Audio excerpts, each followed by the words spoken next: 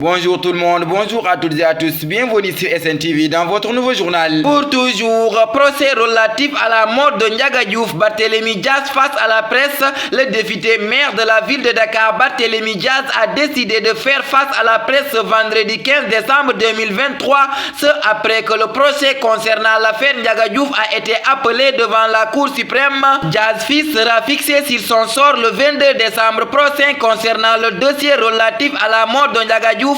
Ce dernier avait été tué par balle devant la mairie de Mermoz Sacré-Cœur en 2011. Dans ce dossier, il avait été condamné par la cour d'appel à 2 ans de prison, dont 6 mois ferme.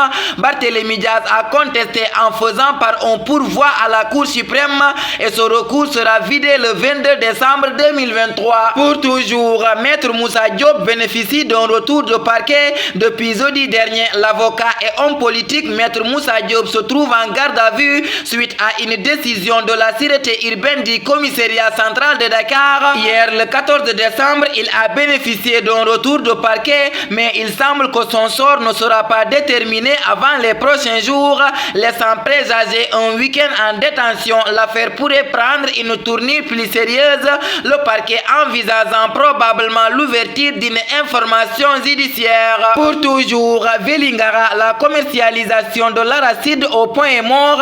La campagne de commercialisation de l'arachide est lancée dans le département de Vélingara, mais les points de collecte agréés par l'État restent inactifs en raison du manque de fonds chez les opérateurs privés et stockeurs. Cette situation a donné un avantage concurrentiel au marché informel sénégalais, notamment le commerce transfrontalier avec la Gambie, renseigne le quotidien. D'après le journal, les opérateurs privés et stockeurs agréés par l'État dans le département de Vélingara se trouvent dans l'impossibilité d'effectuer des achats malgré la pleine activité observée sur le terrain. Les points de collecte officiels restent en suspense.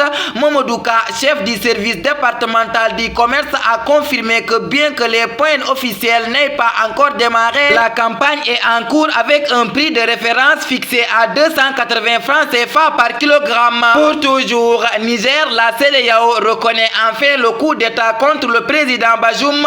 Dans un communiqué diffusé hier le 14 décembre, la communauté économique des États de l'Afrique de l'Ouest CEDEAO officialise la reconnaissance du coup d'État au Niger et prend la décision de suspendre le pays de toutes ses instances décisionnelles et ce jusqu'à rétablissement de l'ordre constitutionnel. Cette mesure intervient à la suite du 64e sommet de la CEDEAO qui s'est tenu le 10 décembre 2023 à Abidjan. À partir de cette date, l'organisation sous-régionale annonce dans un communiqué éminent de sa commission que le Niger est suspendu de manière immédiate de toutes ses instances en raison de sa situation qualifiée désormais de coup d'État dans le pays. Pour toujours, 115 soldats israéliens tués à Gaza depuis le début de l'offensive.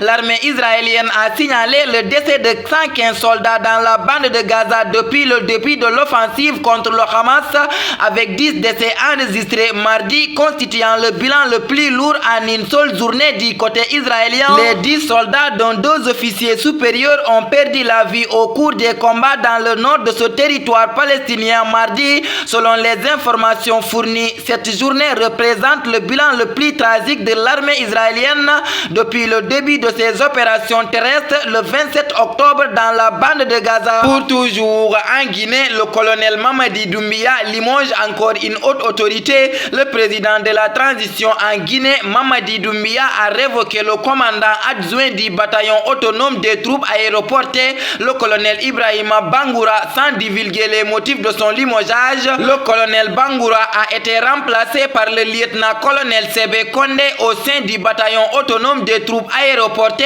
dont la direction est assurée par le colonel Saïd Alphonse Touré. L'ex-commandant adjoint Monsieur Bangoura a été affecté à l'état-major de l'armée de terre. Pour toujours, qu'en 2023, la CAF ouvre la vente de billets au guichet à 30 jours du coup d'envoi de la Coupe d'Afrique des Nations CAF Total Énergie Côte d'Ivoire 2023.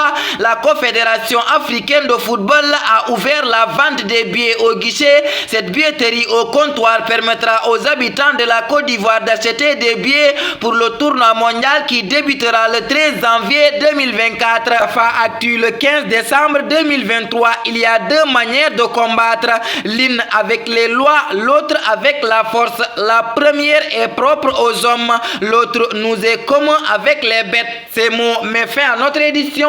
Merci de votre fidélité, de rester sur les ondes de SNTV. Que la paix, la miséricorde de Dieu soit avec vous. Bonsoir.